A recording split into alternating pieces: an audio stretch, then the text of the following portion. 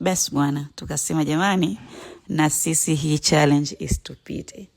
Hawa ni marafiki zangu, tulikuwa tuko 6 and we organized, tukasema na sisi kwa nini tusifanye hii challenge.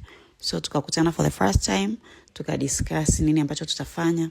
Hapo tukaona kwamba kila mtu amletee kila mmoja wetu zawadi, yani small gift. Kwa hiyo tukasema tutakuwa na pack 2 ambazo ni tutamwaga mara 2, lakini apart from that tukawa tuna vikaratasi vya secretos ambao kila mtu atamletea secreto wake zawadi. Kwa hiyo this is what we did. Hapo tulikuwa tunagawa zile zawadi ambazo ni ndogo ndogo. Kwa hiyo tukaanza mmoja, kila mmoja akatoa zawadi yake, akamwaga. Jamani, it was very fun. Tulienjoy kama mnavyoona. Sijui ni nini, lakini hizo zawadi zilikuwa zinamwaga tulikuwa tunagombania. I don't know why, lakini it was very fun. Tukadecide kila mtu avae nguo nyeupe, na hii sehemu tulioenda inaitwa Wag Hill, iko Mwanza Swea huko. Kwa hiyo tulienda huko and it was very fun kama mnavyoona. Jamani, zawadi zikamiminwa, tukagawana, kila mtu akapata vitu vyake. Ilikuwa nzuri sana.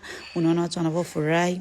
Hizo fun mimi ndo niliwapelekea jamani. Wow, nilisema si mnajua mashangazi ukishafikia kwenye kaumri ka ushangazi you need a fun kwa sababu hiyo ni kali. Tukapata pia na jars. Mambo yalikuwa ni mazuri sana jamani, kama mnavyoona. Tulifurahi sana, tulienjoy, na baada ya hapo tukagawana sasa zile zawadi kubwa ambapo hapo bado hatujaweza kuzigawana. Next video labda nitaweza nikawaonyesha.